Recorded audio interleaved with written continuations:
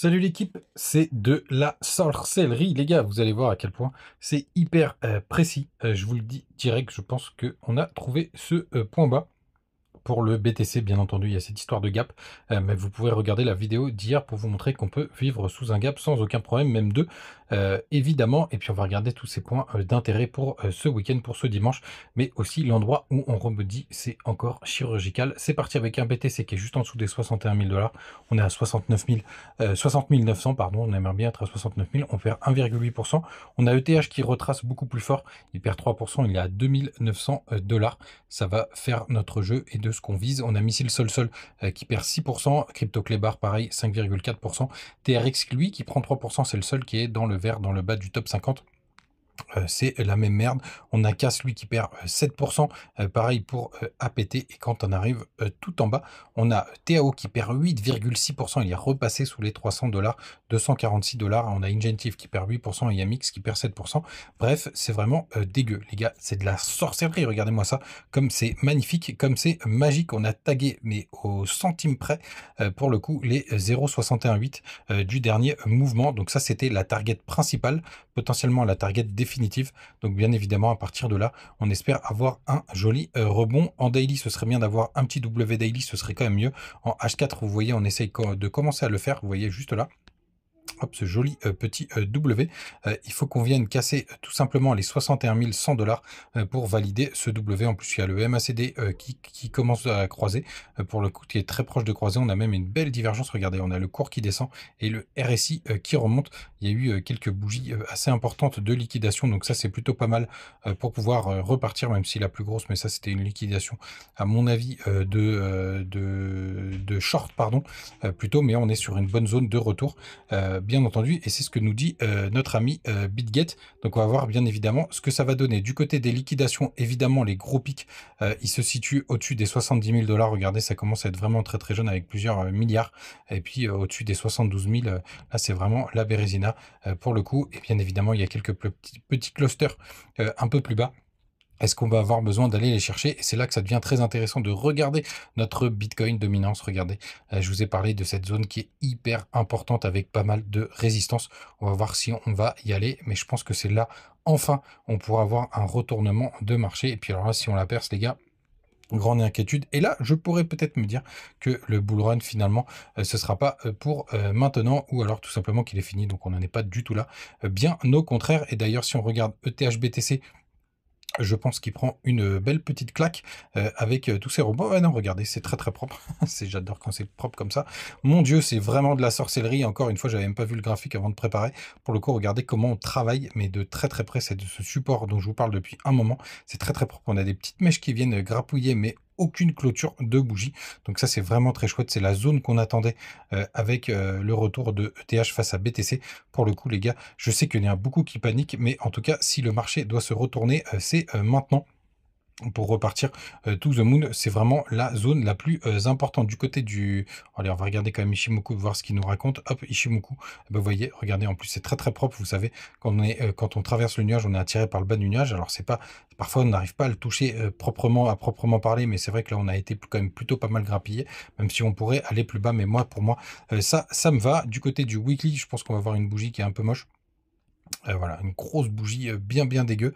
Après cette bougie d'indécision, je me souviens que comme on disait que la semaine dernière que c'était pas tout à fait ça, mais pour le coup, là c'est vraiment assez propre. On a la Kinjun qui se situe au 58 175 $, donc on pourrait aller pour le coup la chercher. Et là dans ces cas-là, on clôturerait le gap. Mais les gars, je vous le dis, je continue d'être bull.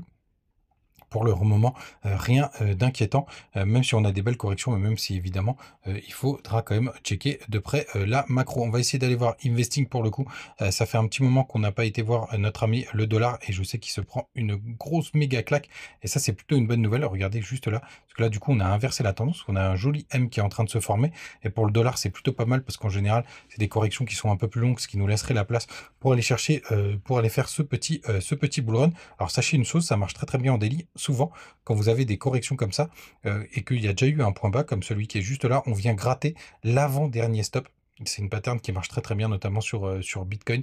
Vous pouvez même l'essayer sur beaucoup de time frame. Donc je serais pas surpris qu'on vienne chercher aller jusqu'aux 102 points pour le coup. Et là, pour le coup, on pourra avoir un inversement de tendance et pourquoi pas avoir le bull run qui s'arrête et qu'on arrive en bear market. Donc je serais pas surpris. Vous voyez, il y a plein de clôtures de bougies qui se situent sur ces niveaux-là et tout simplement après avoir le dollar qui repart pour le coup.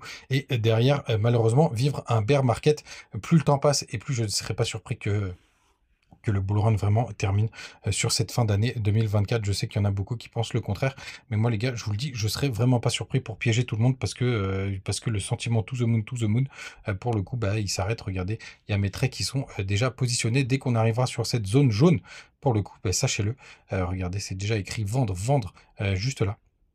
Je serais vraiment sur des grosses positions de vente. Et même si BTC est à 90 000 $, c'est là que je préparais ma sortie. On regardera bien évidemment notre ami le P-Cycle, qui sera un très très bon indicateur qu'on surveille de très très près.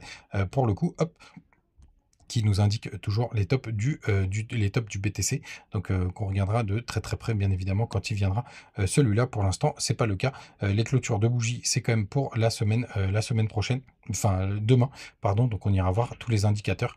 Il y a le groupe Telegram qu'on est en train de préparer pour vous montrer tous les indicateurs pour voir ce que ça donne. C'est plutôt pas mal. Je voulais jeter un œil quand même le super trend pour le voir ensemble. On est toujours au-dessus, donc ça c'est plutôt pas mal. Je voulais quand même vérifier parce que c'est un indicateur qui donne pas mal de zones. Donc si jamais on arrive en bear market, donc les gars, on garde la pêche. On est plutôt. Je sais que ça fait pas de niquer tout le monde, mais moi je trouve que c'est plutôt une bonne nouvelle. En tout cas, n'hésitez pas à nous rejoindre du côté de notre ami Telegram. On partage des petites news, des petites infos, aussi des aides. On parle de macro, on parle de tout ce qui se passe dans le monde, sans parler de politique et trop de prise de position parce que c'est pas du tout le lieu. Et vous avez les petits liens du côté de BitGet, de BingX, de Bitmart et de Mexe. Donc n'hésitez pas à en profiter. Moi, je pense qu'on reste quand même sur des niveaux importants. Mettez-vous en tête, on a le BTC qui est avec plus de 60 000 $, donc très très proche de son ATH. Il y a tout le monde qui panique. Évidemment, c'est plus dur si on est exposé aux altes. Moi, sachez que je suis très très fortement exposé aux altes. Je suis à moins 50% depuis mon ATH de portefeuille. Mais je reste confiant, les gars. Sachez-le, et on avait encore la discussion hier dans le groupe. Faites attention les gars, on ne met pas de l'argent qu'on est prêt à perdre parce que cette formulation elle est un peu débile, mais surtout on met de l'argent dont on n'a pas besoin pour vivre au quotidien, parce que pour le coup, le seul sentiment que vous devez avoir si vous êtes exposé au marché et que tout part à zéro, c'est un somme monumental, ce qui m'arriverait, mais par contre je pourrais continuer de nourrir ma femme, mes enfants, tout simplement si jamais le BTC part à zéro, et ça c'est vraiment important les gars. Ne mettez de l'argent sur ce marché hyper volatile que de l'argent dont vous n'avez pas besoin au quotidien plutôt que de l'argent que vous êtes prêt à perdre puisque personne n'a envie de perdre de l'oseille. Les gars, vous savez tout. On se retrouve demain. N'oubliez pas ce que je vous ai dit. Je pense que nous avons touché le point bas du BTC. N'en déplaise à tout le monde. Si jamais on doit corriger, vous avez ce petit gap. Ah oui, quand même, je vous parle quand même du gap de demain, puisqu'on a clôturé, en plus ça c'est plutôt une très très bonne nouvelle, c'est assez boule. On a clôturé vendredi à 62 945 $, donc quasiment 63 000 $. Là on est à 60 000 $, donc ça ferait un joli gap, regardez, hop, on est à 61 000, ça nous ferait un gap assez costaud. Donc ça, c'est plutôt une bonne nouvelle. N'oubliez pas, on a 48 heures pour les combler. Puis de temps en temps, on a des gaps qui ne sont pas comblés. Ça arrive 8 fois sur 10. Et on pourrait le combler à la fin de ce bull run, tout simplement. Et que ce soit le point bas du bear market. Donc pour le coup, les gars, moi, je préfère rester dans le marché. Et bien sûr, bien évidemment, dans 2-3 mois maintenant, ce sera le moment de prendre quelques profits. Mais bien évidemment, on en parlera tous ensemble. Les gars, passez un très très bon dimanche. Et puis on se retrouve demain comme d'habitude. Ciao.